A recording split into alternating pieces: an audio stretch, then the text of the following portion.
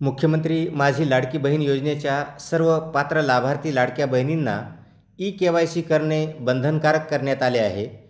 काही तांत्रिक अडचणी येत असल्यामुळे सरकारकडून ई-के-वाय-सीची अट शिथिल करण्यात आली होती.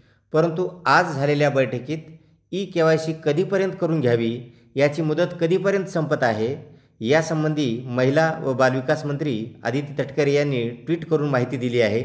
त्यांनी काय ट्विट केले आहे ते आपण पाहू. महिला व बालविकास मंत्री आदिती तटकरे यांनी आज एक ट्विट केले आहे. या ट्विटमध्ये त्या असे म्हणत आहेत की मुख्यमंत्री माझी लाडकी बहीण योजनेमध्ये पारदर्शकता येण्यासाठी व लाभार्थ्यांना नियमितपणे आर्थिक लाभ मिळण्यासाठी ई-के-वाय-सी सुविधा उपलब्ध करून देण्यात आली.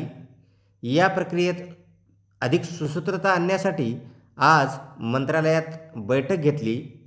दिनांक 18 सप्टेंबर 2025 पासून लाडकी बहीण योजनेच्या संदर्भाने ladkibhin.maharashtra.gov.in या अधिकृत संकेतस्थळावर ई-के-वाय-सी सुविधा उपलब्ध करून देण्यात आली आहे. त्यासाठी 2 महिन्याचा कालावधी देण्यात आला असून आतापर्यंत बहुतांश लाडक्या बहिणींनी ही प्रक्रिया पूर्ण केली आहे.